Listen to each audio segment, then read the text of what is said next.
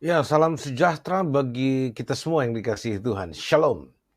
Senang saya bisa menjumpai kembali saudara-saudari terkasih pemirsa Kalam Kristus yang setia, terutama para subscriber yang selalu menunggu program baru atau materi konten baru dari channel Kalam Kristus yang selain perspektif JT, ada juga refleksi pastoral JT yang biasanya setiap minggu malam. Nah, refleksi pastoral JT pada kesempatan saat ini akan membahas hal-hal yang sifatnya mencegah tangkal dan juga menjaga dan memberi antisipasi bagi pemangku kepentingan pemerintah, khususnya Pak Jokowi dalam hal ini yang kami kasihi, supaya beliau terjaga di dalam pemerintahan yang kami berharap akan mengalami happy ending di dalam mengakhiri pemerintahannya nanti. Bukan sebaliknya. Jangan sampai terjadi bad ending seperti banyak pendahulunya, dan apalagi uh, akhir yang tragis, jangan. Saya berharap Pak Jokowi akan mengalami happy ending dalam mengakhiri masa pemerintahannya tahun 2024. Itu sebabnya judul yang saya berikan, kalau saya perlihatkan kepada saudara dulu ya, ini saudara, ya, Amsal buat Jokowi. Amsal buat Jokowi agar happy ending di 2024. Amsal itu apa? Nanti saya jelaskan kepada saudara, dan kenapa saya membangun tema ini dan apa pentingnya saya membangun tema ini. Bukan cuma untuk Pak Jokowi, tetapi untuk seluruh rakyat Indonesia dan juga terutama anak-anak Tuhan di bangsa ini. Ya, sebelum kita mulai lebih jauh, saya persilahkan dulu yang satu ini lewat.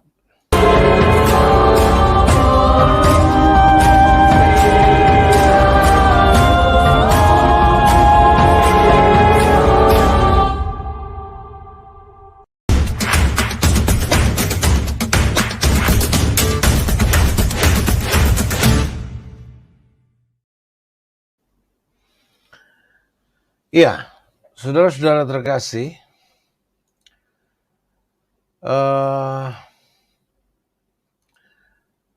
saya mau ajak saudara melihat dulu arti atau latar belakang kenapa saya memunculkan materi ini malam ini dalam program Refleksi Pastoral JT. Ya, ini terutama untuk anak-anak Tuhan, untuk orang Kristen, tapi tidak juga terkecuali saudara-saudaraku yang non-Kristen, baik dari agama Islam, Buddha, Hindu, dan sesama penganut agama kepercayaan yang lainnya, sebagai saudara sebangsa dan setanah air, yang kita menginginkan bersama akan ketentraman hidup bermasyarakat di NKRI tercinta ini. Nah, judul yang saya berikan, Amsal bagi Presiden Jokowi dan jajaran pemerintahan NKRI tercinta. Ya, sekali lagi, Amsal bagi Presiden Jokowi dan jajaran pemerintahan NKRI tercinta. Refleksi pastoral edisi Minggu 20 Maret 2022 malam ini menyuguhkan nasihat spiritual. Jadi Amsal itu saya berikan pengertian yang setara sebagai nasihat spiritual. Ini terambil sebenarnya dari Amsal Sulaiman, Amsal Salomo. Ya, nanti pasal 29 beberapa ayat saja tertentu yang berkenaan dengan pemerintahan yang akan saya bahas untuk menjadi semacam rangkuman nasihat spiritual bagi Presiden Jokowi. Ya, di dalamnya pasti ada unsur nasihat, mencegah, dan kemudian mengantisipasi akan hal buruk yang bisa saja terjadi dan amat sangat mungkin terjadi kalau Pak Jokowi tidak mendengar nasihat spiritual ini. Saya ulang ya, refleksi pastoral edisi Minggu 20 Maret 2022 malam ini menyuguhkan nasihat spiritual yang harus disampaikan buat Presiden Jokowi dan jajarannya agar mengintrospeksi diri dan mengevaluasi kinerja dan tim kepresidenan yang mendampingi beliau agar tidak semakin menjerumuskan Pak Jokowi terkasih ke dalam keterpurukan dan kehancuran yang sedang mengancam di depan perjalanan suksesi Pak Jokowi yang seharusnya berakhir di tahun 2024 dengan happy ending, bukannya bad ending ataupun akhir yang tragis.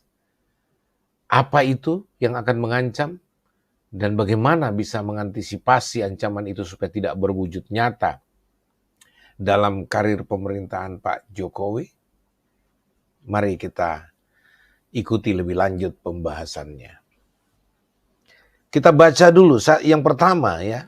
Amsal yang pertama dari Amsal pasal 29 ayat 2. Amsal pasal 29 ayat 2. Berkata begini.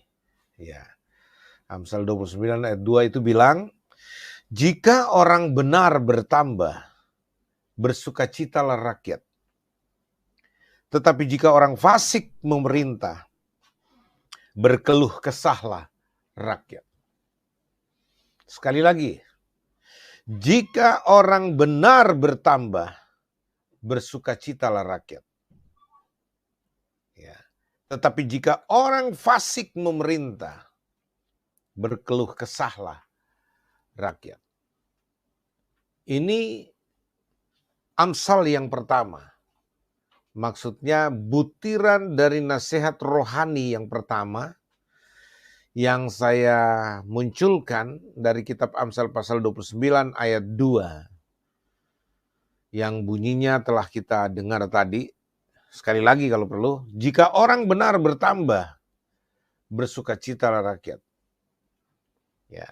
Tetapi jika orang fasik memerintah, berkeluh kesahlah rakyat.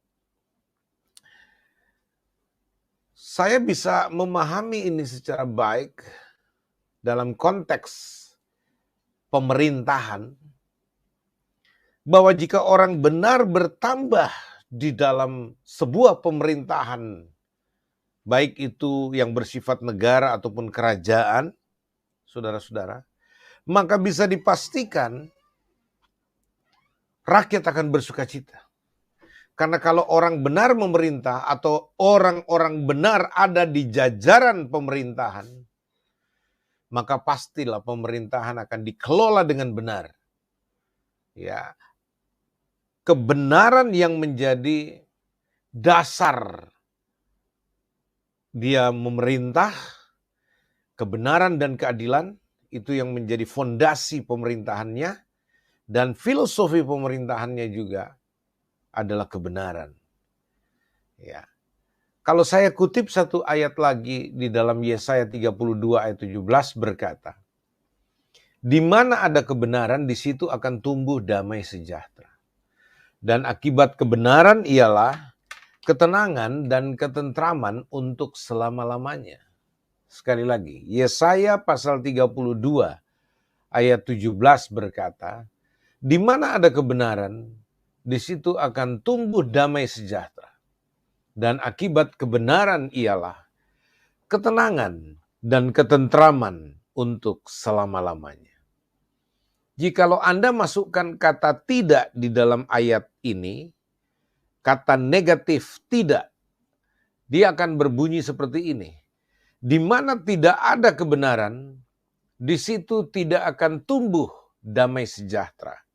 Dan akibat ketidakbenaran ialah ketidaktenangan dan ketidaktentraman untuk selama-lamanya. Bayangkan betapa luar biasanya hal itu.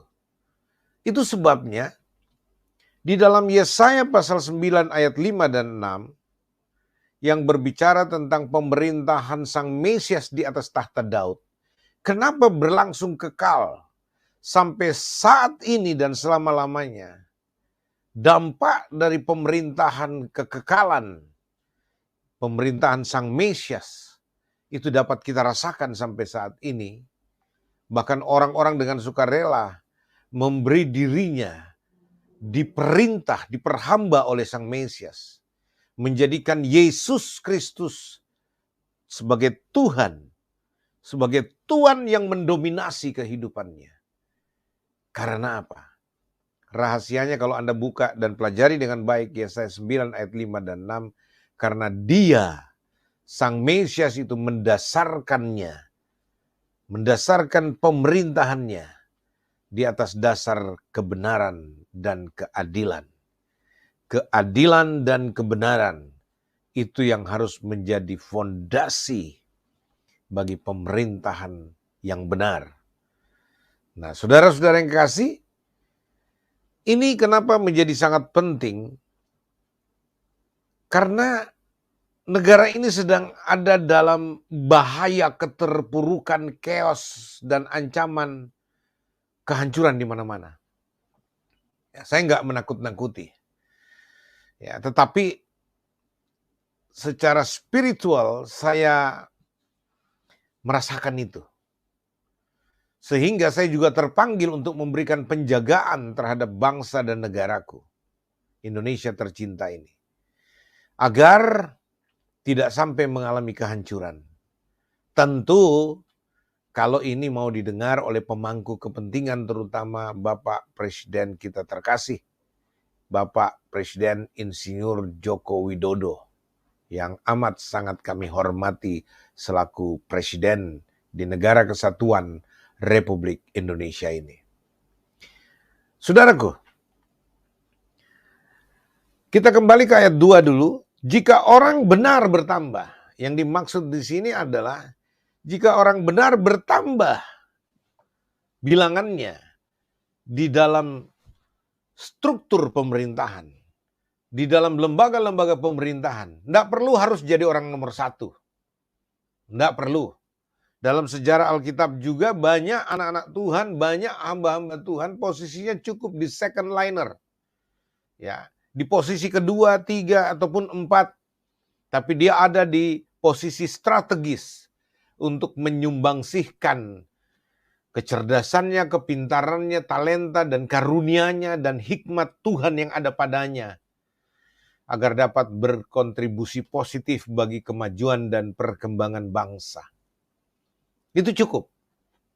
Jadi kalau banyak orang-orang benar di pemerintahan, di lembaga eksekutif negara ini, di lembaga-lembaga yudikatif, terutama juga di lembaga-lembaga legislatif, maka akan bersukacitalah rakyat. Kenapa? Karena kalau misalkan banyak orang-orang benarnya Tuhan, hamba-hamba Tuhan, anak-anak Tuhan di Dewan Permusyawaratan Rakyat, misalkan, atau di DPD, sebagai anggota legislator lah, ya sebagai orang-orang yang dipercayakan oleh negara dan masyarakat ini menyusun undang-undang, merumuskan undang-undang bagi kemajuan dan perkembangan bangsa ini. Itu luar biasa, saudara-saudara. Karena pastilah orang-orang benarnya Tuhan ini akan dengan sungguh-sungguh merumuskan, berdoa minta hikmat kebijaksanaan agar mereka dapat membangun sebuah sistem, ya, lewat peraturan perundang-undangan yang mereka bangun yang menjadi kewenangan mereka sebagai legislator. Ya. Tapi coba bayangkan kalau orang-orang fasik. Orang fasik itu adalah orang-orang yang mengaku dirinya beragama, yang mengaku dirinya orang benar, tetapi dalam kenyataan hidup sehari-hari, dalam kenyataan hidup berkaryanya, dia menghasilkan hal-hal yang melawan Tuhan dan yang berakibat rakyat menderita. Itu orang fasik. Orang fasik kalau digambarkan di Alkitab itu adalah mereka yang katanya mengaku kenal Tuhan, mereka yang katanya percaya Tuhan, ya, orang yang beriman, tapi hidupnya, tingkah lakunya, perkataannya, ide-ide yang dilahirkannya, itu semua bertolak belakang dengan pengakuannya. Itu yang orang disebut orang fasik. Bukan orang yang tidak beragama loh. Bahkan label agamanya, pakaian agamanya barangkali lebih kuat, lebih kental kelihatannya, lebih apa ya kalau saya mau bilang. Itu luar biasa. Tapi saudara-saudara yang kasih, orang fasik ini dia akan kelihatan fasik dari apa yang dihasilkan. Kalau dia di Dewan Permusyawaratan Rakyat, di lembaga legislatif misalkan, dia akan akan merumuskan undang-undang yang akan merugikan masyarakat banyak, membuat rakyat menderita atau segelintir rakyat tertentu menderita, dan sekelompok tertentu saja, yaitu kelompoknya yang akan dia usahakan dengan segala cara untuk disenangkan. Termasuk hanya kepentingan kelompok keluarganya, dirinya secara pribadi. Nah, kita akan lihat banyak orang-orang fasik di dalam dewan anggota atau lembaga legislatif. Kalau kita mau lihat kriterianya seperti itu. Ya. Makanya kalau orang benar bertambah, bersukacitalah rakyat karena pasti orang benar ini akan merumuskan yang terbaik, akan memikirkan jalan keluar terbaik, akan menyusun perundang-undangan yang terbaik, yang akan memberikan kontribusi positif bagi kemajuan dan perkembangan masyarakat bangsa Indonesia. Ya, itu saudara-saudara. Kalau orang benar ini ada di lembaga eksekutif, pemerintahan, dia akan mengemban tugasnya sebagai pemerintah dengan sebaik-baiknya dan mengutamakan orang banyak dibandingkan diri dan keluarganya. Dia akan berusaha menyelenggarakan pemerintahan atau tanggung jawabnya di dalam struktur pemerintahan itu sesuai dengan jabatan yang dipercayakan kepadanya oleh negara dengan sebaik-baiknya berdasarkan keadilan dan kebenaran. Itu, saudara-saudara. Sehingga kita pasti hasilnya akan baik bagi orang-orang banyak. Akan sangat baik bagi kemajuan bangsa ini. Ya, makanya dikatakan maka rakyat akan bersuka cita. Tapi sebaliknya kalau orang fasik, jika orang fasik yang memerintah, berkeluh kesahlah rakyat. Seperti yang banyak sekarang terjadi ini. Minyak goreng aja ditimbun, disembunyikan. Rakyat dibuat menderita dengan kebijakan-kebijakan yang amat sangat tidak pro rakyat. Ya, mungkin ini tidak bisa digeneralisasi, tapi ada oknum-oknum tertentu yang berkuasa atau mungkin sangat berkuasa. Bahkan sampai bisa mengatur presiden atau mengendalikan presiden dan sebagainya. Aduh, ini yang membuat rakyat berkeluh kesah. Atas nama wabah, atas nama bencana nasional, atas nama musibah global, atas nama pandemi global, atas nama malapetaka dunia, dan seterusnya, dan seterusnya. Kemudian dia berhak menyusun satu kebijaksanaan atau perencanaan yang menggunakan kekuasaan dengan alasan tertentu, membuat keputusan kebijakan yang berdampak pada kehancuran ekonomi rakyat, bisnis rakyat, hancur banyak usaha, gulung tikar, Sementara penentu kebijakan, ya, perumus aturan, termonitor rekeningnya bertambah puluhan miliar. Udah, saya juga kaget itu. Ya. Sementara rakyat dengan aturan-aturan yang bagi saya tanda kutip ya, aturan-aturan yang sangat menyengsarakan rakyat misalkan. Itu digagas dengan cara yang amat sangat lihai. Ya. Sehingga para pemangku kepentingan, ini saya bicara bukan cuma di Indonesia ya, di beberapa negara lain. Mereka bisa menyusun aturan, keputusan, SK untuk seolah-olah mengamankan, mengantisipasi perlindungan bagi rakyat, tapi sebenarnya tidak seperti itu. Atas nama rakyat, atas nama kesehatan bersama, atas nama kebaikan bersama, mereka merumuskan satu keputusan perundang-undangan yang benar-benar tidak pro rakyat. Usaha rakyat banyak hancur, dan kemudian segala macam hal bisa dihancurkan begitu saja. Dan mereka tidak mau tahu bagaimana caranya Anda mau bangun kembali. Ini yang saya bilang, kalau sampai orang-orang fasik yang memerintah. Orang fasik ini tidak bicara, oh itu berarti dari agama tertentu. Tidak. Orang fasik bisa ada di Islam, bisa ada di Kristen, bisa ada di Hindu, bisa ada di Bali. Orang fasik ini berbicara oknum-oknum yang mengaku dia beragama, dia bertuhan, tetapi produknya adalah produk setan, produk undang-undangnya, produk kebijakan pemerintahannya, ya, produk keputusan hukumnya. Kalau dia ada di lembaga yudikatif.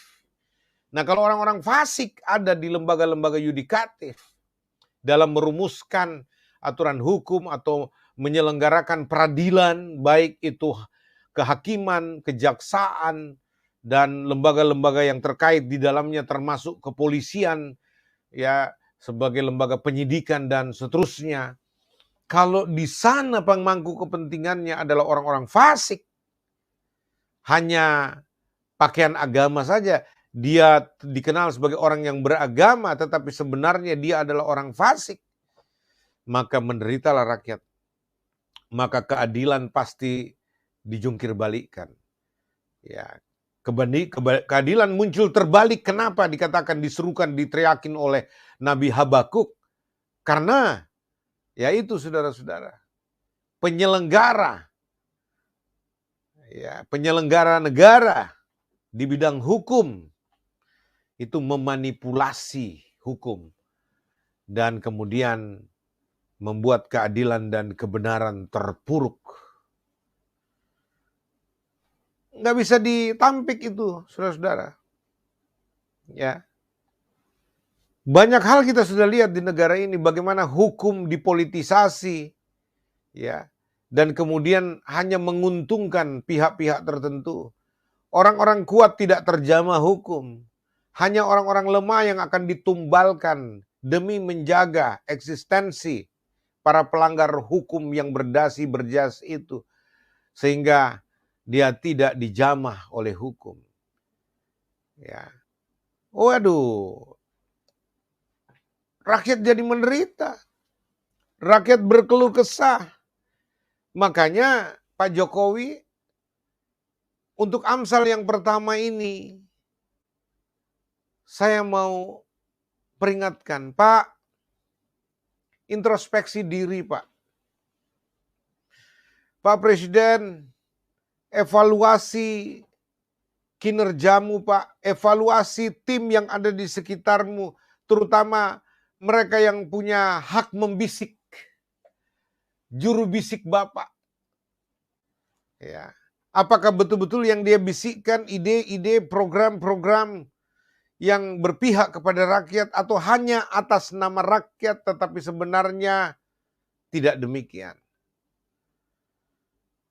Pak Jokowi yang terkasih, sebagai hamba Tuhan, mitra pemerintah, saya menasihatkan Anda, Pak, berdasarkan firman Tuhan, berdasarkan Amsal ini, nasihat spiritual ini, agar Bapak menempatkan orang-orang benar di dalam struktur pemerintahan Anda.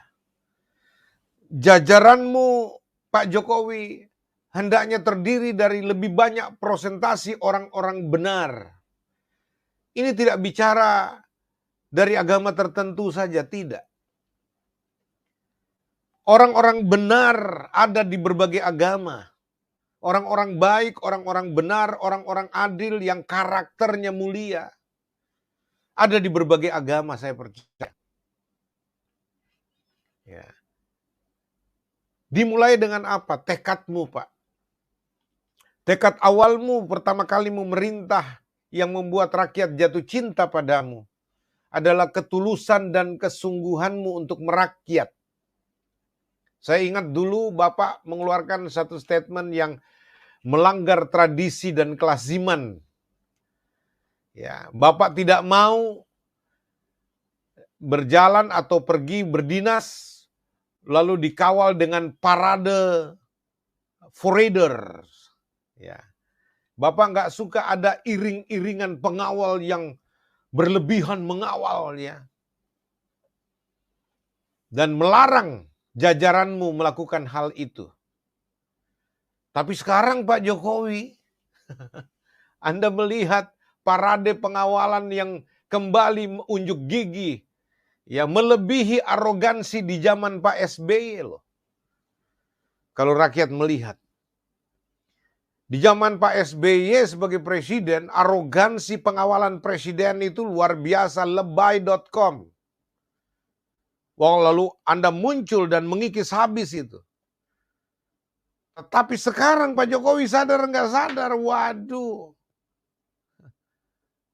Itu pengawalan-pengawalan pejabat itu begitu luar biasa sekarang. Pak Presiden, waktu Anda ada di Balikpapan, saya ada di Balikpapan. Saya melihat parade pengawalan Anda, Pak Presiden. Di satu pihak, saya bangga dan kagum. Tapi di satu pihak, saya teringat janji Anda. Saya sedih. Karena ternyata Anda senang juga ternyata, ya, dengan parade pengawalan yang spektakuler itu. Ya mungkin saya salah, Pak. Tapi saya cuma ingat janji Anda. Dan banyak janji-janji Anda untuk kebaikan bangsa ini sebenarnya bisa tercapai, Pak. Saya percaya janji-janji Anda, janji-janji politik Anda sebelum memerintah di periode pertama dan periode kedua yang Anda ucapkan dalam kampanye-kampanye Anda, Pak Presiden, itu membangunkan harapan bagi rakyat Indonesia. Dan itu sebenarnya bisa terwujud, pasti bisa terwujud. Kalau di jajaran Anda banyak orang-orang benar, nggak usah bicara semua lah. Tapi mayoritas orang-orang benar ada di jajaran pemerintahan Anda, Pak Jokowi. Dan kebenaran itu pasti menghasilkan damai sejahtera, ketenangan, dan ketentraman di negara yang Anda pimpin ini, Pak Jokowi. Tapi kalau di jajaranmu itu banyak yang tidak benar, alias orang-orang fasik, lawan dari orang benar, Pak Jokowi, maka hasilnya apa? Tidak ada damai dan sejahtera di masyarakatmu. Tidak ada ketenangan dan tidak ada ketentraman di masyarakatmu. Yang ada keluh kesah. Ukurannya itu, parameternya itu. Ya. Sehingga Pak Jokowi yang terkasih, ini penting sekali. Dalam kekristenan, suara seperti ini Pak Jokowi jangan dibungkam, ini suara kenabian. Tuhan mengasihi Anda, Tuhan memberikan Anda partner, hamba-hamba Tuhan yang mau menyuarakan ini demi menjaga, mengawal, dan mengantisipasi hal-hal buruk yang bisa menimpa Anda akibat kecerobohan di dalam penempatan orang-orang di jajaranmu, jajaran pemerintahanmu, Pak Presiden. Kan jelas dibilang, jika orang benar bertambah, bersukacitalah rakyat. Tetapi jika orang fasik alias orang yang tidak benar memerintah, berkeluh kesahlah rakyat. Sampai sekarang saya masih percaya Bapak itu orang benarnya Tuhan dalam konteks pemerintahan. Ya. Tapi sayangnya banyak yang saya dengar orang-orang di jajaran Bapak itu banyak yang tidak benar atau berubah jadi tidak benar, berubah setia karena kepentingan pribadi, kelompoknya, kepentingan kelompok, kepentingan golongan, kepentingan partainya, dan lain sebagainya, kepentingan-kepentingan yang menggerogoti kemurnian statement Bapak dan menggerus wibawa kepemimpinan yang karismatik yang Anda tunjukkan di awal-awal pemerintahan Anda, Bapak Presiden.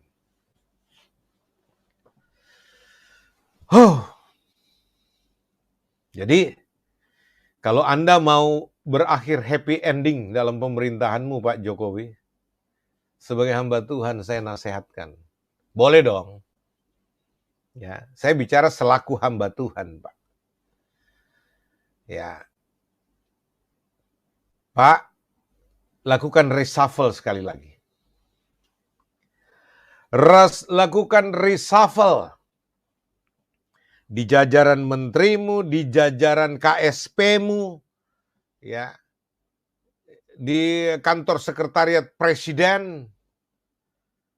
Lakukan bongkar bangkir, Pak. Benahi rumah Tuhan itu. Istana Presiden sebagai rumah Tuhan, tempat hambanya memerintah rakyat Indonesia yang Tuhan juga kasihi.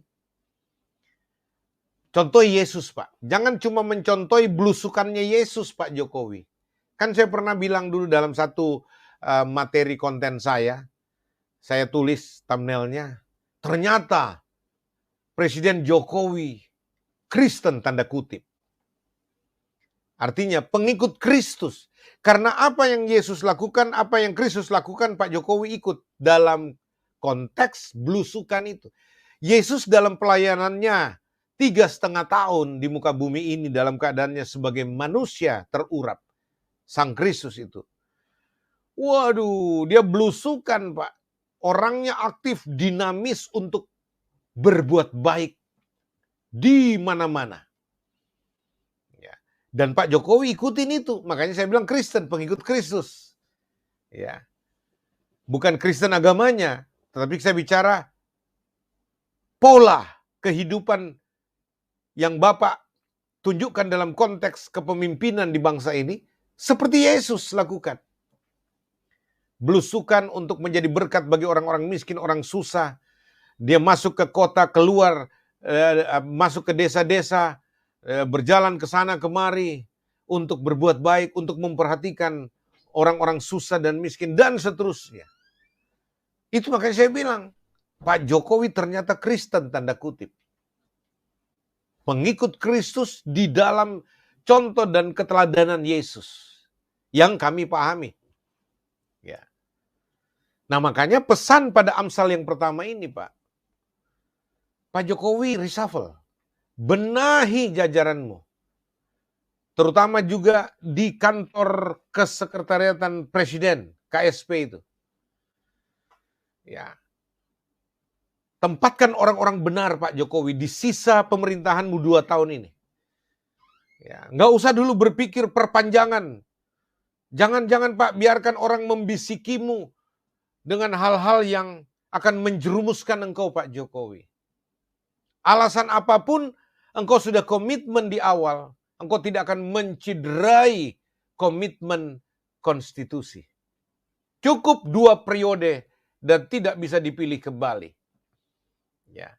Dan dengan alasan manipulatif apapun, bukan pemilihan penambahan periode 3 periode, tapi penundaan pemilihan. itu pun mestinya diharamkan Pak Jokowi. Karena dunia ini tidak terlalu parah krisisnya. Ini krisis yang direkayasa saja, ini krisis global yang direkayasa oleh elit-elit global. Saya mulai percaya hal itu Pak Jokowi. Sehingga mestinya Bapak dalam sisa pemerintahan ini, selain mengintrospeksi diri, mengevaluasi kinerja dan tim kerjamu, jajaranmu, para menteri, para dirjen di KSP, dan di militer, di kepolisian, di kehakiman, yang masih masuk dalam jajaran eksekutif. Ya, mestinya itu segera Anda lakukan, Pak. Mungkin nggak usah terlalu banyak lagi buang waktu dan jor-joran untuk pembangunan infrastruktur dulu. Infrastruktur yang Anda perlu persiapkan untuk dibangun, Pak, adalah infrastruktur sistem pemerintahan Indonesia yang berkeadilan dan benar demi mencapai cita-cita bersama kita, masyarakat Indonesia yang adil dan makmur. Itu hanya bisa diwujudkan Pak Jokowi kalau di sekitar Anda lebih banyak prosentasi orang benar Anda berikan kesempatan dibandingkan orang fasik yang kayaknya sekarang lebih dominan, Pak. Hati-hati dengan pembisik-pembisik munafik. Hati-hati dengan orang-orang yang seolah-olah atas nama rakyat mengusulkan hal-hal tertentu kepada Bapak. Tapi sebenarnya itu untuk kepentingan pribadi, golongan, kelompok, dan partainya saja. Oke, itu yang pertama ya Pak. Kalau Bapak mau berakhir happy ending di dalam masa pemerintahan Bapak di 2024. Tapi kalau Bapak tidak mau dengar dan menganggap enteng nasihat ini, ya silahkan saja. Saya sih tidak mendoakan. Tetapi kebenaran itu akan muncul dan kebenaran itu akan menunjukkan bahwa dia benar. Ya, firman Tuhan ini ya dan amin. Jika orang benar bertambah dalam pemerintahan, ya, maka bersukacitalah rakyat. Tetapi jika orang fasik memerintah, berkeluh kesahlah rakyat. Amin itu Pak, amin. Lalu yang kedua Pak. Yang kedua saya ambil di ayat 4 Pak Jokowi. Saya tidak sedang mengkhotbahi Anda. Enggak. Selaku hamba Tuhan saya sedang terpanggil untuk memberikan nasihat spiritual terhadap presiden saya, terhadap pemerintahan yang dianugerahkan Tuhan untuk bangsa Indonesia, dan saya juga ikut bertanggung jawab untuk itu. Dan ini merupakan ministry atau pelayanan yang disebut dengan label suara kenabian. Nah, ayat 4 bilang begini Pak Jokowi. Dalam Amsal pasal 29 ayat 4. Dengan keadilan, seorang raja menegakkan negerinya. Tetapi orang yang memungut banyak pajak meruntuhkannya. Nasihat yang kedua, Amsal yang kedua malam ini. Nasihat spiritual yang kedua. Poin kedua yang ingin saya sampaikan kepada Anda Pak Jokowi berdasarkan Amsal 29 ayat 4 adalah tegakkan negerimu. Negeri yang indah dan permai ini Pak Jokowi. Negeri Nusantara tercinta. Tegakkan itu bukan dengan tanah dan air, tetapi dengan keadilan dan kebenaran. Jangan terlalu mystical Pak Jokowi. Pak Jokowi, saya ada di Balikpapan waktu Anda ada di sana.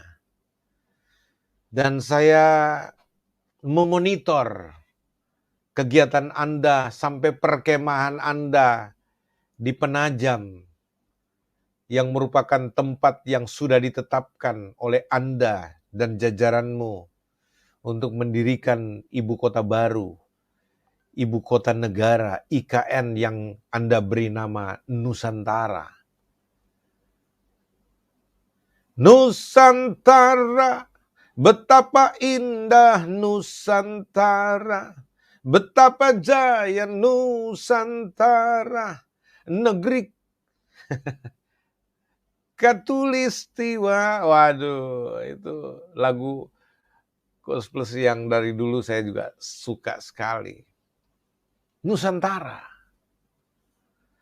Ya.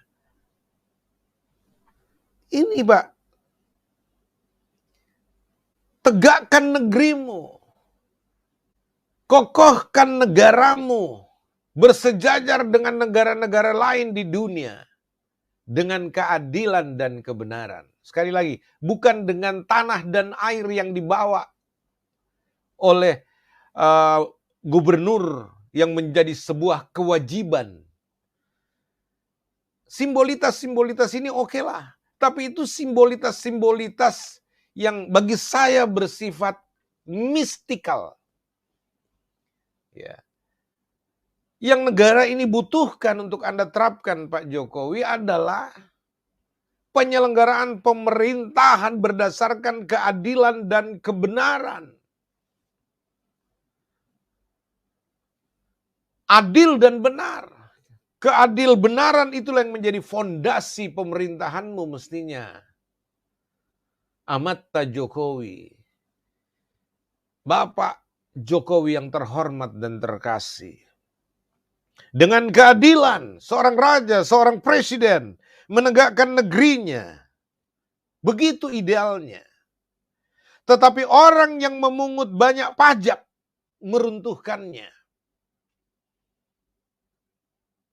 Firman Tuhan bilang, kalau engkau membiarkan orang-orang memungut pajak berlebihan dari rakyatmu lewat segala macam program kewajiban, lalu kemudian mereka tidak rasakan manfaatnya, Pak. Pajak dipungut untuk apa? Seluruhnya untuk kepentingan rakyat. Untuk kepentingan rakyat, Pak. Ingat, Pak, bukan rakyat untuk negara, tapi negara dibangun untuk rakyat. Jangan dibalik. Rakyat tidak harus disuruh berkorban untuk negaranya. Tapi negara harus memikirkan bagaimana caranya mensejahterakan rakyatnya. Itulah gunanya Anda dipilih untuk jadi presiden. Diharapkan dengan pikiranmu yang cemerlang, cerdas berhikmat Pak Jokowi, termasuk cerdas berhikmat memilih jajaranmu untuk bersama-sama mereka yang Anda anggap baik, orang-orang terbaik, putra-putra terbaik dari negeri ini, memikirkan bersama bagaimana kita mengupayakan kesejahteraan seluruh rakyat Indonesia secara adil dan merata. Itu Pak Jokowi. Sehingga kalau kita berbicara hanya dengan keadilan dan kebenaran seorang raja dapat menegakkan negerinya, dapat mengokohkan negaranya, pemerintahannya, itu ya dan amin. Jadi selain Bapak harus menyingkirkan orang-orang fasik dari jajaran pemerintahanmu, Bapak harus menambah kuota orang-orang benar duduk di jajaran kepemimpinanmu, Pak Jokowi. Baik di lembaga-lembaga kementerian maupun di kantor kepresidenanmu. Saya nggak panjang di sini. Tapi saya mau katakan, Pak, jangan membebani rakyat dengan pajak yang berlebihan, bahkan pajak yang tidak penting. Terlalu banyak manipulasi pajak yang sebenarnya Anda bisa membuat keputusan presiden untuk tidak lagi memungut pajak di bidang itu. Misalkan Pak Jokowi, ya, bidang pajak kendaraan bermotor. Aduh, banyak keluh kesah rakyat di sana. Mereka jangankan mau beli mobil, Pak. Bayar pajak aja nggak mampu. Mobil sudah tua, tapi pajaknya semakin meningkat. Kan nggak lucu gitu loh. Mobil semakin tua, mobil semakin ya kurang manfaatnya lagi. Bahkan dengan penerapan ganjil genap. Ya, tapi pajaknya nggak dipotong, ditingkatkan justru. Ya, pajak di berbagai sektor ditingkatkan, tapi masyarakat nggak rasakan manfaatnya, justru dikebiri haknya. Itu cuma contoh kecil Pak Jokowi. Ya, makanya di jajaran kepolisian juga Anda harus benahi. Tempatkan orang-orang benar, orang-orang yang punya hati dan pikiran yang benar, yang punya panggilan menyelenggarakan jabatannya, tugas negaranya dengan adil, Pak. Jadi ini penting, Pak. Ada pajak-pajak, ada begitu banyak lah pajak-pajak yang nggak perlu lagi, bahkan dianulir aja, dimatikan aja pajak-pajak seperti itu. Saya nggak mau buka terlalu banyak di sini Pak Jokowi. Anda pasti tahu lah, Presiden masa nggak tahu sih? Itu Pak Jokowi. Akan kentara kok rakyat akan berkeluh kesah Pak. Makanya Pak, dengan ketetapan pajak yang kadang-kala nggak masuk akal, rakyatmu jadi, maaf tanda kutip, banyak wajib pajak itu akhirnya jadi licik Pak. Membuat pembukuan ganda, memanipulasi pajak, menghindari pajak, buat semacam kebijakan pilot. Hotel ini dinyatakan pilot. Jadi enggak punya kewajiban membayar hutang, Pak. Melunasi pajak. Ya. Tapi kemudian cukup berkompromi dengan aparatur pajak, lalu kemudian mengeluarkan surat keputusan pilot bagi hotel ini, perusahaan ini, dan firma ini, dan lain sebagainya. Akhirnya orang bermain di situ, Pak Jokowi. Tapi 3 bulan kemudian, hotelnya kembali beroperasional, ya, tapi dengan nama yang berbeda, cuma dirubah sedikit, tambah new. Misalkan Hotel Joshua Tewu, karena bayar pajaknya tinggi, saya main sama orang-orang pajak, tolong ini bayar, saya nggak mampu bayar 30M, aduh sayang banget, daripada 30M, gini aja, lu 5M gua kasih, tapi lu nyatakan pilot, tapi dengan perjanjian 3 bulan saya bisa selenggarakan lagi, walaupun cuma tambah nama baru. New Hotel Joshua Tewu, new. New Hotel Joshua Tewu. Kan sekarang begitu, banyak new-nya. Padahal sebenarnya nggak pilot, cuma dia mau menghindari pajak, dia nggak mau bayar pajak, dan lain sebagainya. Akhirnya orang jadi manipulatif, jadi licik Pak Jokowi. Jangan sampai biarkan rakyatmu menjadi licik dengan apa? Aturan-aturan yang amat sangat membebani rakyatmu, tetapi kemudian mereka tidak jadi jujur. Aduh. Dengan keadilan seorang raja atau presiden menegakkan negerinya, tetapi orang yang memungut banyak pajak meruntuhkannya. Hati-hati dengan para pemungut cukai atau pembuat kebijakan cukai, pajak, dan seterusnya. Kontrol ketat itu Pak Jokowi. Jadi, kalau mau berakhir dengan happy ending Pak, benahi sektor pajak, dan tegakkan negerimu dengan keadilan dan kebenaran. Ya, jangan biarkan orang memanipulasi pajak. Jangan biarkan orang-orang bermain untuk membela para koruptor dengan memainkan sektor pajak. Dan pajak-pajak yang nggak perlu, udahlah. Saya bangga dengan kebijakan Anda mengatakan sertifikat tanah gratis untuk ukuran sekian dan seterusnya. Ada beberapa kebijakan-kebijakan Anda yang pro rakyat, membuat rakyat bersuka cita. Tapi ada beberapa hal yang kelihatannya terjadi pembiaran, Pak. Atau paling tidak Anda tidak urusin karena mungkin terlalu banyak ya. Tapi justru di sektor itu yang membuat kemudian rakyat jadi sengsara, Pak Jokowi. Yang ketiga, butir ketiga dalam nasihat spiritual saya sebagai hamba Tuhan untuk presiden saya tercinta. Pendeta Insinyur Jokowi Widodo. Presiden Insinyur Joko Widodo. Dalam ayat 12 Pak Jokowi, itu dikatakan begini pasal 29 kitab Amsal. Kalau pemerintah memperhatikan kebohongan, semua pegawainya menjadi fasik. Kalau pemerintah memperhatikan kebohongan atau hoax, semua pegawainya menjadi fasik. Wah, ini saya harus hati-hati mengupasnya ini. Arti kata di sini Pak, kalau pemerintah memperhatikan kebohongan, maksudnya kalau pemerintah memberikan perhatian dan mengakomodir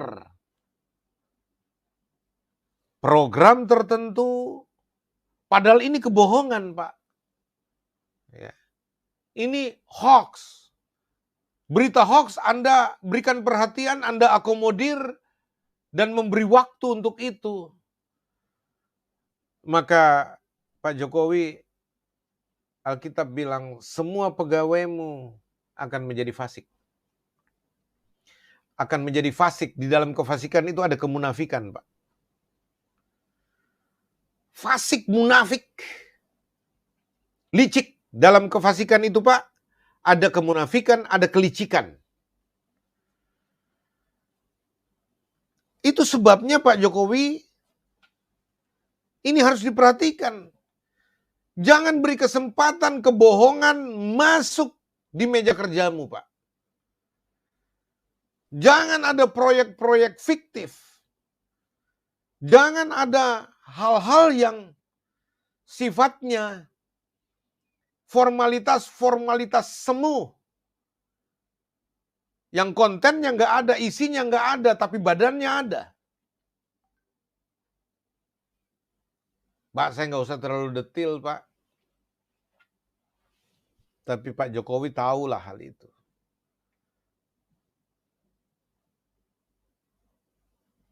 Pak Jokowi yang terkasih, jangan memperhatikan, jangan beri waktu, jangan beri perhatian, Pak. Dengan segala macam bentuk kebohongan, baik itu dipoles atas nama agama, atas nama rakyat kecil, atas nama kemajuan perimbangan pembangunan, ya, atas nama hal-hal lain-lain, termasuk Pak Jokowi. Mohon maaf,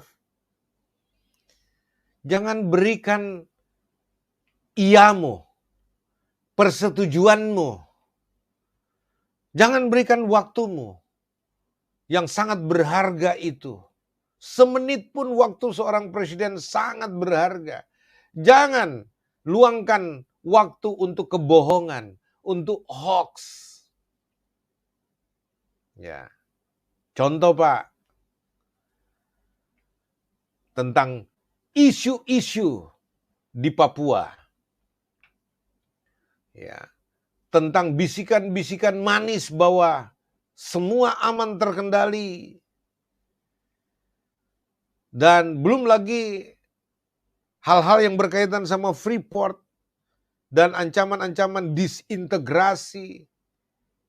Belum lagi hal-hal kebohongan yang dihembuskan ke telinga Anda, Pak.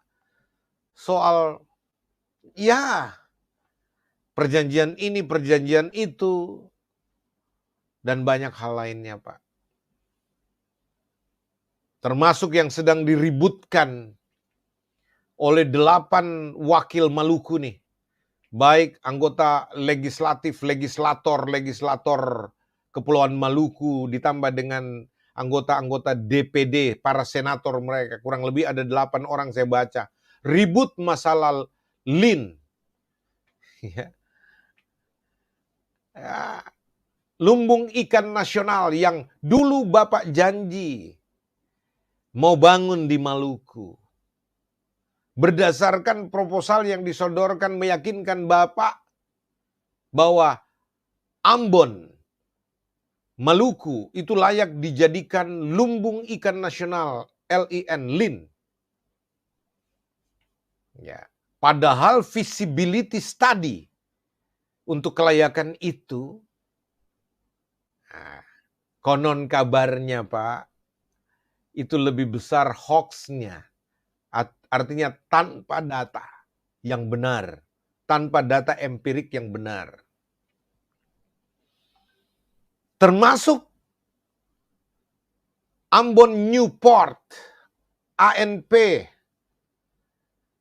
yang Anda janjikan dan membesarkan hati masyarakat Ambon pada waktu itu, masyarakat Maluku pada waktu itu, lalu menjadi kecewa ketika Anda batalkan sepihak. Pak Jokowi ini, orang-orang Papua, orang-orang Maluku berteriak karena apa? Seolah-olah ini kesannya, ini juga pertanyaan. Kayaknya seperti firman Tuhan bilang Pak Jokowi, Anda lebih memperhatikan hoax daripada realita kebutuhan masyarakat di lapangan.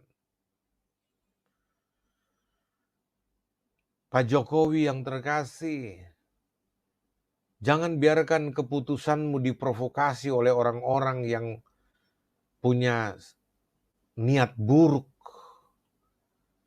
Termasuk Pak, jangan biarkan orang-orang membisiki engkau Pak, dengan kayaknya bagus juga Pak. Ya, kita tidak mengkhianati konstitusi untuk Bapak dipilih lagi 3 periode.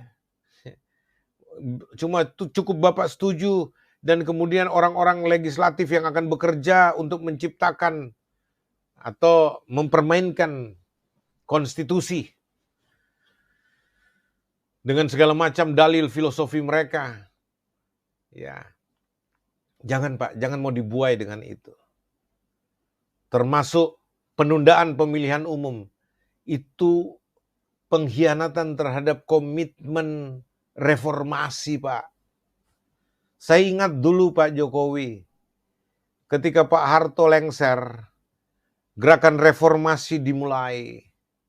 Perdebatan antara jabatan presiden, salah satu perdebatan untuk poin-poin reformasi supaya negara ini bisa lebih maju dan berkembang sehat, yaitu soal periode jabatan presiden. Perdebatannya cukup alot. Ada yang mengusulkan bahwa cukup 1 periode. Karena banyak putra-putra terbaik bangsa ini yang juga bisa secara bergantian memimpin bangsa ini. Lalu ada yang bilang 2 periode lebih ideal. Karena 5 tahun itu 1 periode tidak terasa. Lalu kemudian ada yang mengusulkan 3 periode Pak. Perdebatan berlangsung alot. Akhirnya semua pihak memutuskan 2 periode saja dan tidak boleh ditambah dengan alasan apapun. Dan tidak boleh lagi dipilih orang-orang yang telah menjabat 2 periode. Apapun alasannya Pak. Catatan perdebatan reformasi itu Pak tidak bisa dilupakan. Sehingga kalau Bapak mengiyakan bisikan-bisikan rayuan Pulau Kelapa, Anda akan dijerumuskan. Bahkan Anda sendiri sudah bicara Pak Jokowi, jangan menjerumuskan saya dengan ide-ide yang nggak benar. Ya. Ini Pak Jokowi yang terkasih. Ini suara rakyat Pak. Suara kenabian dari hamba Tuhan yang menjadi partner pemerintah dalam panggilan iman Kristiani Pak. Karena kami mengasihi Anda Pak Jokowi, maka kami menegur dengan kasih. Teguran yang nyata-nyata lebih baik daripada kasih yang tersembunyi Pak Presiden. Itu ajaran Kristiani.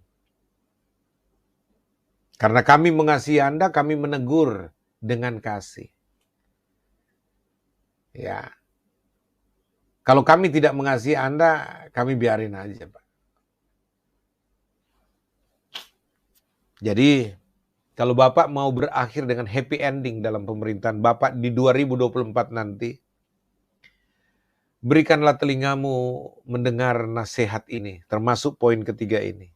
Tegakkanlah ya pemerintah itu dengan jangan pemerintahanmu dengan jangan memberikan waktu bagi hoax, kebohongan. Kebohongan terstruktur, sistematik, dan masif, TSM. Jangan beri waktu, Pak. Jangan beri waktu.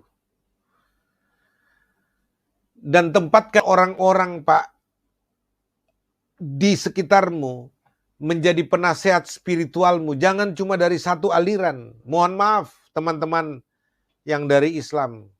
Tidak mengecilkan. Tetapi sebaiknya Pak Presiden, penasehatnya, termasuk Pak Wakil Presiden Pak Ma'ruf Amin, yang kami hormati dan kasihi juga. Mestinya penasehat kepresidenan itu ada, yang terdiri dari hamba-hamba Tuhan atau pemuka-pemuka agama dari berbagai agama, yang bijaksana, yang cerdas, berhikmat, takut akan Tuhan, dan mengutamakan kepentingan masyarakat. Dan tidak punya orientasi politik, Pak Jokowi. Ya, tempatkan mereka di sekitarmu untuk menjadi penasehatmu. Ada penasehat teknismu, penasehat ahli. Tapi penasehat spiritual itu jauh lebih penting, Pak Jokowi. Karena apa? Anda salah buat keputusan. Anda tidak terjaga di dalam peperangan rohani, Pak Jokowi. Anda bisa hancur. Makanya Anda perlukan penasehat-penasehat. Kalau bicara dulu Dewan Pertimbangan Agung misalkan. Keagungan Dewan ini kenapa? Karena diisi oleh para pemuka masyarakat, pemuka adat yang bijaksana. Yang tidak punya orientasi politik dan tidak bisa dibeli dengan bujuk rayu apapun. Dan berani mengatakan tidak terhadap Anda, Pak Jokowi. Ketika Anda dengar bisik-bisik dan memaksakan ini, sebelum Anda putuskan, Anda mestinya kumpul para penasehat agung ini, yang terdiri dari para pemuka agama, penasehat-penasehat agami, kaum spiritual yang cerdas, bijak, takut akan Tuhan, dan punya panggilan untuk mensejahterakan rakyat dan tidak punya kepentingan atau orientasi politis, tidak politiking. Anda suruh duduk mereka dan minta Anda didoakan. Lalu berceritalah, ini bagaimana, dampaknya bagaimana. Karena cara berpikir rohaniawan Pak Jokowi, itu amat sangat berbeda dengan cara berpikir praktisi politisi. Berbeda sekali. Apalagi orang-orang yang katanya disodorkan oleh partai yang ada di sekitar Anda. Itu amat sangat berbahaya. Saya tidak mengatakan partai itu negatif. Tapi jelas kepentingan partai jauh lebih besar untuk menitipkan bisikan-bisikan kepada Pak Presiden untuk kepentingan partainya.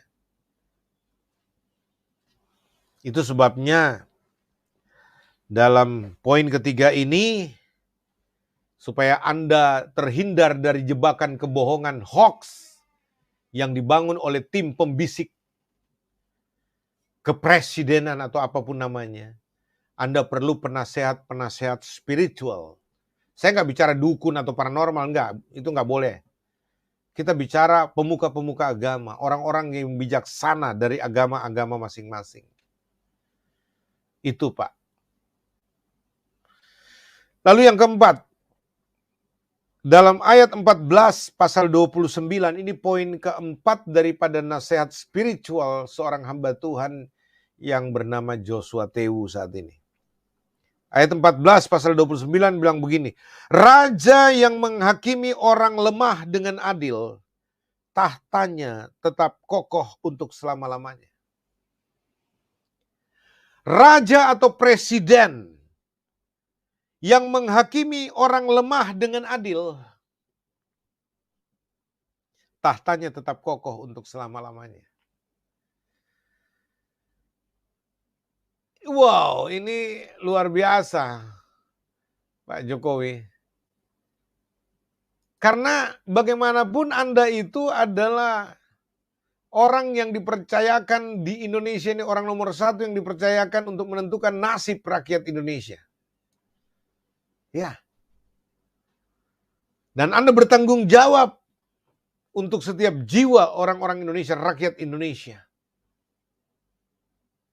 Terutama orang-orang miskin yang dalam konstitusi kita dipelihara oleh negara. Orang-orang miskin, orang-orang susah, orang-orang lemah, orang-orang tidak berdaya. Itu menjadi tanggung jawab moral Anda dalam pelaksanaan pemerintahan Pak Jokowi. Mestinya orang-orang seperti ini, kalau mereka diperhadapkan di pengadilan, hakim, kejaksaan sebagai perpanjangan tangan Anda di dalam pemerintahan untuk menegakkan keadilan bagi rakyatmu, engkau harus memberikan peradilan yang adil. Seadil-adilnya Pak Jokowi. Dalam hal ini, saya ingin berbicara secara belak-belakan ya Pak Jokowi. Hati saya baru akan sembuh ini dari kasus peradilan antara MKC dengan Yahya Walloni. Yang sangat jomplang, Pak. Waduh, sangat jomplang. Penegakan hukum, pelaksanaan hukum peradilan di negeri ini, Pak. Ya. Kenapa? Orang lemah seperti MKC. Kenapa lemah? Karena dia minoritas. Dan dia ada dalam posisi yang sangat tidak disukai oleh kaum mayoritas. Dan memunculkan arogansi mayoritarianisme. Dan kemudian juga memunculkan virus-virus kadrunisme pada oknum-oknum penegakan hukum. Bayangkan Pak Jokowi. Ya. Sehingga akhirnya apa? Dengan penuh kebencian MKC disidangkan, diadili dan menghasilkan vonis 10 tahun penjara. Sementara Yahya Walloni yang punya kasus yang sama, jaksa penuntutnya sama, hakimnya sama, orang Indonesia, lembaga yang sama, menuntut Yahya Walloni 7 bulan dan menjalaninya 5 bulan. Kasusnya sama, penistaan agama. Bahkan kalau mau lihat kualitas kasusnya Pak Presiden, Pak Jokowi. Waduh, penistaan yang dilakukan oleh Yahya Walloni terhadap kekristenan, termasuk pejabat-pejabat, termasuk penghinaannya, pelecehannya terhadap tokoh-tokoh yang kami hormati seperti Pak Jokowi sendiri, Ibu Megawati, dan para jenderal yang dimaki-maki oleh Yahya Walloni dalam ceramah-ceramahnya. Belum lagi pendeta-pendeta yang dibuli habis. Yesus kami pun dihinanya, Pak. Alkitab kami pun dilecehkan luar biasa. Kualitas dan kuantitas penghinaan, penistaan Yahya Walloni begitu luar biasa sadis dan jahat dibandingkan dengan MKC. Ya. Tapi apa yang terjadi, Pak? Waduh, jomplang sekali. Ini yang saya bilang. Kenapa? Karena menghakimi dengan tidak adil. Penyelenggaraan keadilan itu jomplang, Pak. Amat sangat subjektif. Dan para penegak hukum, mulai dari kepolisian sampai pada kehakiman, kejaksaan, itu sentimental agamanya terlalu tinggi. Ya. Mereka terpapar radikalisme agamawi, keberpihakan terhadap agama yang dianut oleh Yahya Walloni begitu kuat, dan kebencian terhadap MKC begitu luar biasa dari aparatur-aparatur ini. Mestinya lembaga-lembaga negara tidak boleh beragama, selalu saya ulang ini Pak Jokowi. Nggak boleh beragama. Kehakiman tidak boleh beragama tertentu. Termasuk tidak boleh beragama mayoritas. Walaupun di sana mayoritas beragama Islam misalkan. Tapi lembaga kehakiman tidak boleh beragama Islam. Lembaganya tidak boleh beragama. Kejaksaan tinggi, kejaksaan negeri, kejaksaan agung tidak boleh beragama. Harus profesional, netral dari semua intervensi tekanan agama. Supaya dalam penyelenggaraan dan penetapan hukum bagi rakyat yang lemah, itu adil, Pak. Kalau ini dibiarkan, Pak, penista-penista lain, misalkan seperti Ustadz Abdul Somad, tidak pernah disentuh, tidak pernah diproses. Puluhan laporan masuk ke Bareskrim, contohnya. Ya. Terus, mungkin saudara bilang, ya Saifuddin Ibrahim, kalau memang dalam penilaian bahwa Saifuddin sudah melakukan penistaan agama, kejar dan tangkap dia. Adili dia. Tetapi dengan pengadilan yang benar. Jangan lagi seperti nanti MKC lagi. Ya. Makanya supaya kita tidak dipermalukan di luar, orang-orang kemudian merasa tidak nyaman di Indonesia dalam kehidupan beragama, akhirnya mengejar yang namanya suaka kayak Paul Zhang misalkan. Kita juga nggak bisa menyalahkan sepenuhnya misalkan kalau benar Paul Zhang itu meminta perlindungan suaka di negara lain karena ancaman pembunuhan, ancaman penganiayaan seperti yang dialami juga MKC oleh Napoleon Bonaparte, ya. Sehingga orang ketika sudah merasakan hal itu mereka, waduh di negeri sendiri nggak aman, saya cari perlindungan di negara lain. Kenapa? Karena mereka tidak merasakan pemerintah berpihak kepada rakyat kecil. Kalau toh rakyatmu salah, rakyatmu yang kecil, yang lemah ini salah, adili mereka, adili, tapi dengan benar. Dengan baik dan benar dan seadil-adilnya tanpa pandang bulu. Kalau MKC dituntut 10 tahun penjara, dimaksimalkan, Yahya Walloni harus 10 tahun juga. Atau kalau Yahya Walloni divonis 7 bulan, MKC juga harus 7 bulan, Pak Presiden. Nggak boleh dibiarkan seperti itu. Pengadilan Anda memperkosa hak-hak asasi manusia MKC. Ya. Dan lihat aja sekarang Yahya Walloni punya gaya. Pertama saja baru keluar dari penjara. Di channelnya Deddy Corbuzier, dia bicara, sudah tobat, sudah baik, tidak lagi, tidak akan begini. Saya bilang, saya dari dulu nggak percaya bahwa Yahya Walloni itu bertobat, itu kapok. Karena takut dianiaya di penjara, karena takut disiksa dan takut segala macam, maka dia bikin dirinya, saya sudah insaf, saya sudah sadar. Tapi sekarang lihat, khotbah-khotbahnya sekarang, ceramah-ceramahnya, kembali lagi sama, penistaan lagi dia lakukan. Ya, Yesus saya kembali dilecehkan lagi oleh Yahya Walloni. Banyak, bisa saya bahas itu. Makanya supaya bisa meredam Yahya Walloni, kan saya suka tantang. Kalau kau memang bilang jago, kau tahu kekristenan, kau rasa hebat dan bisa membuktikan bahwa kekristenan itu salah dan tidak pantas jadi agama, duduk sama-sama. Nah sekarang juga saya nantang kembali nih, berani nggak kau buktikan tuduhanmu terhadap Alkitab, terhadap Yesus, terhadap kekristenan? Yahya Walloni, kalau kau berani, duduk berhadapan dengan saya. Saya akan buktikan bahwa kau salah, kau ngaco, kau penista agama sejati.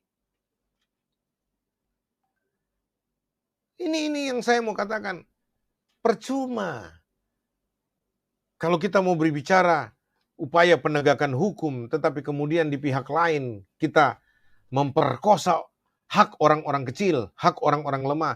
Pak Jokowi yang terhormat, kalau Anda mau berakhir happy ending, jangan abaikan perkara-perkara kecil, Pak. Banyak orang tersandung bukan oleh batu besar, Pak Jokowi, tapi oleh batu kecil, batu kerikil. Anda suka bawa motor, saya lihat nih Pak Jokowi ya. Ya, apalagi ikut road race dengan Mark Marquez. Aduh keren banget Pak Jokowi. Dan Anda tahu hukum jalan, itu harus bersih, steril. Kalau sampai di tikungan, terus ada minyak, licin, atau batu kerikil, Pak.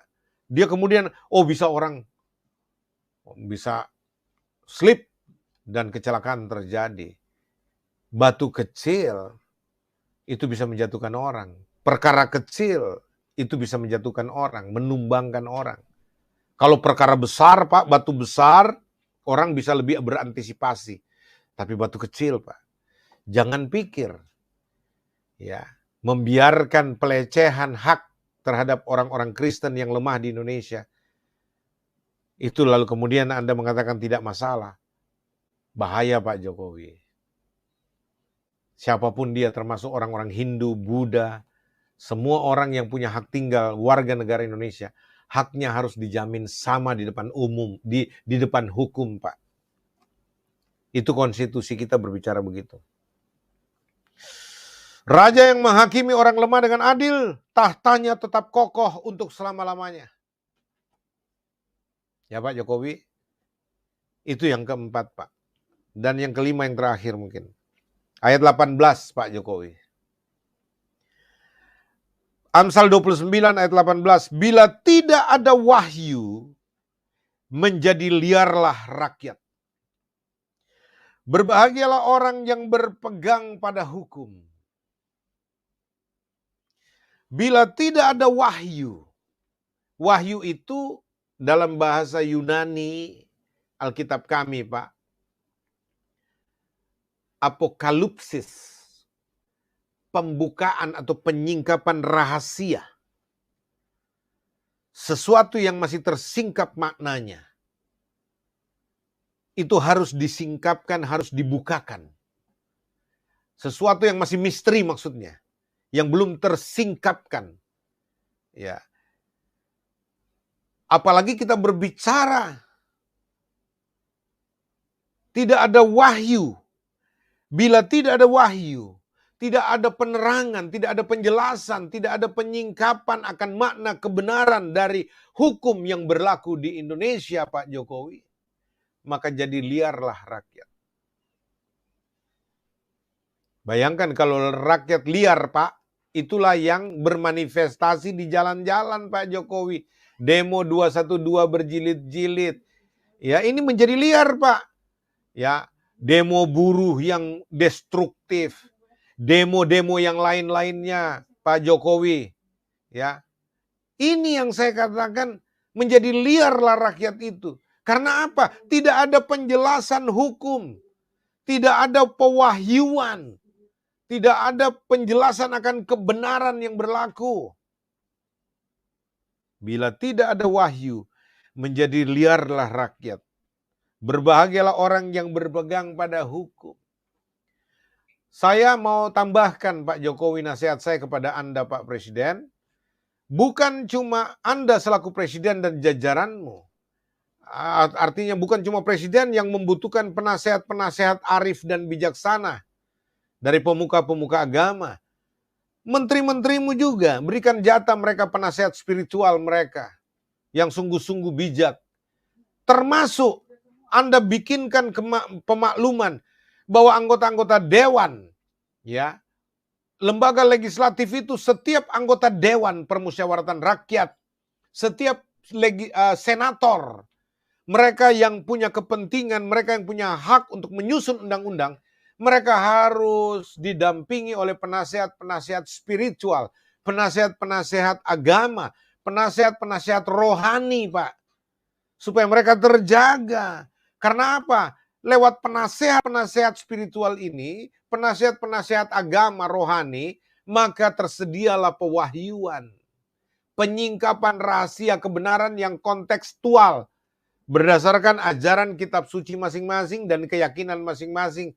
Tetapi kalau itu disatukan, itu sangat luar biasa efektif dalam menjaga Anda mengambil keputusan yang tepat, baik, dan benar. Bila tidak ada wahyu, menjadi liarlah rakyat. Banyak sekali kita lihat manifestasi keliaran rakyat Indonesia itu.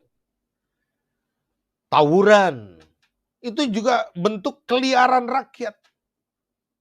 Apalagi penghakiman massal di jalanan. Ya, ada orang cuma karena diteriakin maling, lalu kemudian tanpa diperiksa kebenarannya, dikeroyokin rame-rame oleh massa, dibunuh, mati, mobilnya dibakar dan lain sebagainya. Padahal dia nggak bersalah. Cuma ada orang iseng yang teriakin. Tapi polisi cuma nonton. Polisi cuma melihat. Aduh. Pak, ini keliaran rakyat. Kalau dibiarkan ini menjadi apa? Hutan rimba ini, Pak. Lalu ada rencana semacam majelis jalanan. Kalau majelis permusyawaratan rakyat tidak bisa lagi dipercayai, maka rakyat akan menggelar rapat jalanannya sendiri. Waduh. Belum lagi bicara tentang penghakiman rakyat. Demo-demo anarkis muncul. Ini keliaran rakyat. Kenapa? Karena tidak ada wahyu. Tidak ada penerangan, tidak ada penjelasan. Kalau buat keputusan, kebijakan, ketetapan pemerintah, pemerintah, mestinya ada penjelasan, ada sosialisasi yang cukup, baru diberlakukan, Pak. Bukan keliaran rakyat saja, Pak. Keliaran aparatur. Misalkan di jalan-jalan itu. Banyak aparatur-aparatur di jalanan yang liar. Pungutan liar, pungutan liar. Di birokrasi. Ini semua. Ya. Saya berharap Pak Jokowi akan mengakhiri kepemimpinan 2 periodenya di tahun 2024 dengan mewarisi nilai-nilai kepemimpinan yang dapat dicontohi oleh generasi berikutnya dan happy ending, Pak. Happy ending. Saya berharap dan saya berdoa. Tapi dengarkanlah suara rakyat, suara Tuhan ini. Vox Populi, Vox Dei. Suara rakyat adalah suara Tuhan. Suara Tuhan lewat firman Tuhan ini. Untuk apa? Bertujuan kebaikan Anda dan kebaikan rakyat ini. Yang terakhir, ayat 26, Amsal 29, ayat 26. Banyak orang mencari muka pada pemerintah, tetapi dari Tuhan orang menerima keadilan. Banyak orang mencari muka pada pemerintah. Ayat 26 Amsal ini menjadi penutup. Ya, ini poin kelima, penutup dari nasihat spiritual yang menjadi suara kenabian pada program ini, Pak Jokowi. Sekali lagi saya baca. Ayat 26 kitab Amsal pasal 29. Banyak orang mencari muka, carmuk, menjilat pada pemerintah. Tetapi dari Tuhan orang menerima keadilan. Ayat ini pertama ditujukan untuk Pak Jokowi sendiri. Banyak orang berusaha menjilat Anda. Berusaha menyenang-nyenangkan Anda. Yes, boss. Yes, sir. Ya. Dan banyak orang berusaha untuk mencari muka. Mau apa lagi? Ini orang-orang munafik. Makanya saya bilang, jangan biarkan, Pak, orang-orang munafik, para penjilat, orang-orang yang suka carmuk, angka-angka telur, orang Medan bilang itu ada di sekitar Anda. Jangan, Pak. Karena apa? Orang-orang ini akan mempelintir hukum, akan menjungkir balikkan hukum, dan akan membuat Anda bisa memaklumi kebijakan-kebijakan yang bahkan bertentangan dengan konstitusi, bertentangan dengan tujuan berbangsa dan bernegara. Karena apa? Mereka begitu pandai memoles kata. Mereka begitu luar biasa di dalam memunculkan wacana-wacana yang masuk akal. Tapi dengar, Pak, kalau Anda mendengarkan orang-orang munafik ini, orang-orang yang suka cari muka terhadap Anda, orang-orang penjilat, ya, maka Tuhan akan berpihak pada rakyat dan melawan Anda sebagai pemerintah. Ya, ingat, Pak, jabatan pemerintahan, jabatan raja, jabatan presiden dari Tuhan. Tuhan yang memilih dan menetapkan, tapi Tuhan juga yang punya hak penuh untuk mencabut Anda dari jabatan itu. Sehingga kalau Anda tidak mau mendengar nasihat-nasihat ini dari perkataan Tuhan, dari firman Tuhan, maka Tuhan yang akan menunjukkan keadilan terhadap rakyat Indonesia yang terzolimi di dalam rezim pemerintahan Anda. Tuhan akan menjadi lawanmu.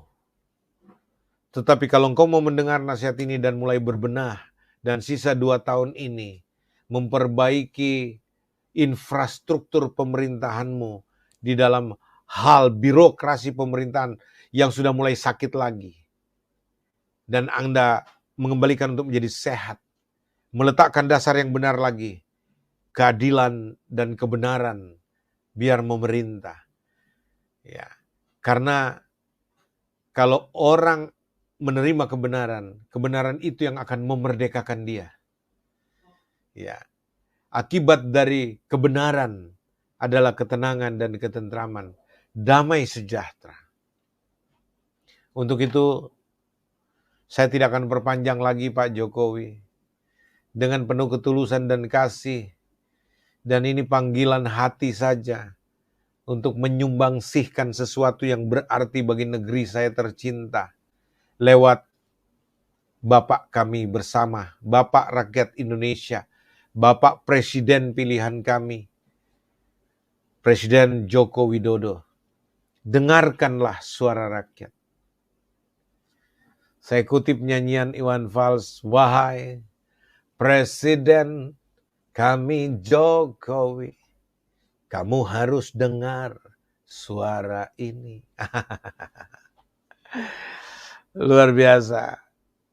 Saya percaya ini bisa menjadi sumbangsih yang positif bagi Anda Pak Presiden, jikalau Anda mau mengikutinya. Karena dengan tulus ini disampaikan dan tidak punya muatan apapun, termasuk muatan politik apalagi tidak ada.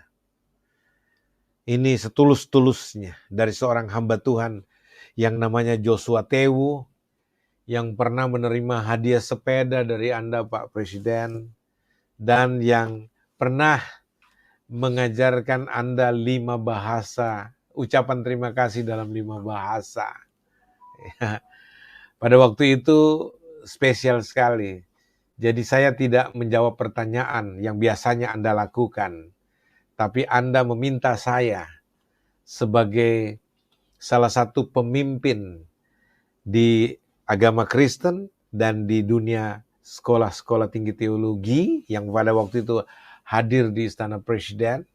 Dan ketika Anda bertanya siapa yang dapat mengucapkan kata-kata dalam 5 bahasa saja, sebenarnya saya ada 8 bahasa yang bisa saya sampaikan kepada Bapak, cuma karena 5.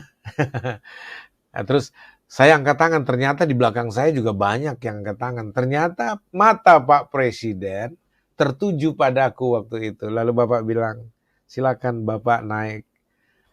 Saya bahkan meyakinkan diri, saya Pak, baru Bapak dengan anggukan yang pasti berkata, iya Bapak. Wah, saya naik. Wah, ini rezeki besar, berkat besar. Bertemu Presiden, berdampingan dengan Presiden, berdialog dengan Presiden. Apalagi saya menjadi berkat bagi Presiden.